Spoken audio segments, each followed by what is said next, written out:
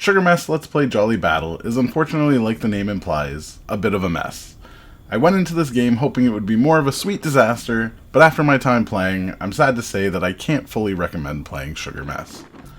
I want to say this right away, I didn't hate this game at all. There are a lot of fun elements to Sugar Mess, and some really great ideas. However, as I'll show over the next few minutes, this game tries to do a lot of different VR genres.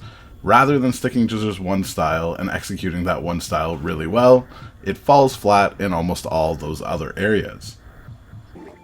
Sugar Mess is essentially a selection of arcade-style games, presented in the format of an adventure story told through a really cute and charming pop-up book.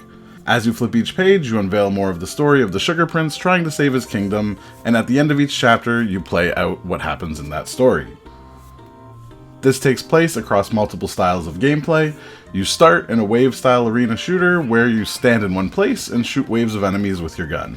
You do not need to move, ammo is unlimited and is picked up from a dispenser directly in front of you, and if you shoot certain enemies, they can drop power-ups in the form of a health pack or rocket that is like an instant screen wipe of enemies. The next style you move on to is an on-rails shooter. You're inside like a minecart that is constantly moving, shooting enemies as they fly at you throughout the stage. The same power-ups are available, so the main difference between this and the first stage is that you're moving.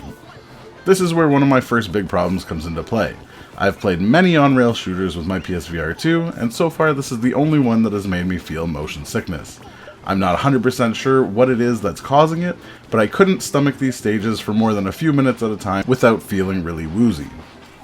After these, you move on to a puzzle game, where you need to figure out the answer, and if you do not do it in a good amount of time, the game just gives you a button to solve it for you. Each stage does score and rank you with S being top tier, so using the auto-solve is obviously going to give you a terrible score, but considering this is the only thing you were supposed to do in this stage, it's rather disappointing that this is an option so early. The puzzle does slightly randomize each time you play it, so you'll have to figure it out each time if you're going for a high score. Personally, I found randomly hitting the switches was the fastest way to solve it for my S-rank time. Next up are boss battles, where you shoot specific highlighted areas on the boss to do damage. There are spots you can shoot to teleport around the room, but these are pretty slow and except for trying to avoid some large damage, mostly pointless. These stages mix in some interesting mechanics like trying to juggle shooting incoming projectiles while doing damage and trying to stop the boss from getting the same power-ups you can use by shooting them before they get to them. These can be fun, but often the boss feels very spongy, and some of their attacks feel downright unavoidable or unstoppable, which does detract from the fun. Last up, we have rhythm games where you need to play and complete the song without failing, which you do by missing too many notes. These you play by holding two hammers or drumsticks and hit the notes as they fly towards you like you would expect in any other rhythm game. You get score multipliers for hitting combos and not missing notes, and except for the fact that hitting the notes didn't really seem to match up with the beat of the songs, these were some of my favorite stages. In the main campaign, you do each of these types of stages twice, and then after beating the game, it unlocks a nightmare difficulty where you play new and harder versions of these stages with an insane difficulty spike. There's also an arcade machine where you can play a simple old-school arcade game where you must move your character and avoid falling objects by using a virtual joystick and buttons. This machine also lets you purchase two different guns and upgrade each of them 3 times. You start with a pistol-style gun, the second is like an SMG, fast-firing style, and the final is more of a shotgun shooting multiple shots at once but with a slow firing speed. Honestly, all of this sounds great on paper, but the problem is just that all of it falls flat, and each part has its own issues.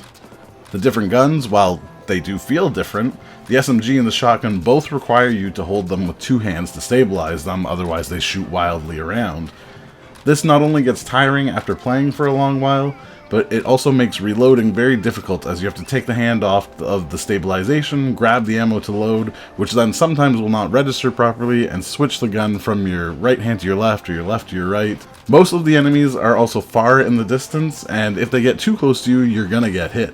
So the shotgun feels pretty pointless in most stages, even with it fully upgraded. The rhythm games are fun and actually have really cool music, but if you don't raise your hands high enough after hitting a note, and you drift slightly into another lane, it registers as hitting in that spot and breaks your combos, making you miss notes entirely. So I had to make sure that I was playing these stages, lifting each hand up, kind of over-exaggerated just to make sure that I wasn't gonna double hit on a different note. The bosses, while different, have certain attacks that essentially seem unblockable, and while you can try to teleport away, hitting the teleporters and then the amount of time it takes to move, oftentimes you've already been hit and teleport after when it's now useless. The puzzle stages feel like they're kind of a joke or an afterthought. They don't add anything to the story and are there just to add some playtime, which, if you don't get stuck on anything, you can complete the main campaign in about an hour, maybe just a little bit longer. You will get some replay value if you're going for S ranks in the stages and collecting currency to upgrade the weapons. As well, there is the Nightmare difficulty, which unfortunately I didn't finish because I was getting stuck on the bosses, which just felt wildly difficult, even with max upgraded weapons. The shooting stages are all fine, but there's nothing super standout about them. Some stages have a hidden gear you can find and collect, but besides replaying for S ranks, it's just a basic shooter level. Lastly, the retro arcade game is a nightmare to play.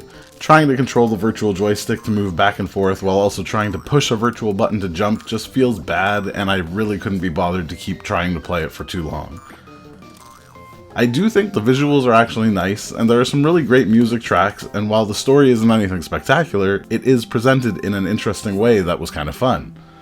There is a demo available, which I would highly recommend trying to see if this is your cup of tea before purchasing, and I'm curious how much of content is actually in the demo since it's a short game already. I really do hope this review helps you decide if you want to give this game a go.